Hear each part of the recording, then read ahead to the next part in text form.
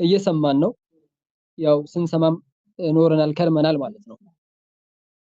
በዚህም ደግሞ ንግግራቸው ወተሃሙ አህለል ኢስላም المتوسلين بالشرك والزندقة وتبديل هذا الدين እነዚህ ሰዎች የእስልምና ምሁሮችን ወይም ደግሞ ሙስሊሞችን በአጠቃላይ ሙተወሲል የሆኑ በነቢያቶች ወይም ደግሞ በወልያቶች ተወሱል የሚያደርጉ የሆኑ ሙስሊሞችን ሙሽሪኮች ናችሁ፣ ዚንዲቆች ናችሁ፣ ዲናችሁንም ቀይራችኋል፣ ከፍራችኋል የሚል ንግግርንም እንደዚሁ እንሰማለን።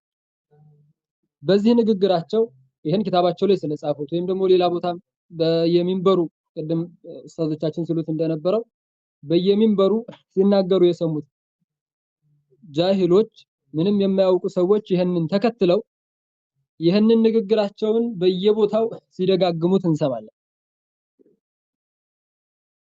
ይሄ አቋማቸው ጅምሁር አልሙስሊሚን ማለትም በጣም ብዙ የነብዩ አለይሂ ሰላቱ ወሰለም ኡማ ያለበትን የሚቃረን ወይም ደግሞ ከዛ ያፈነገጠ አቋም ነው።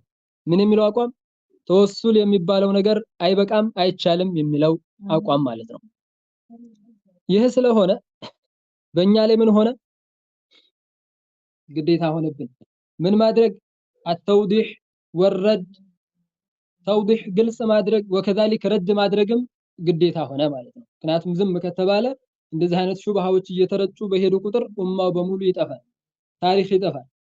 ሙስሊሞች ከአሁን በፊት እንዳልነበሩ አዲስ የእስልምና መስራቾች አሁን የመጡ ሰዎች መስለው ይታያሉ። ለዛ ሲባል ግዴታ ተውዲሑ በያኑ ያስፈልጋል ማለት ነው።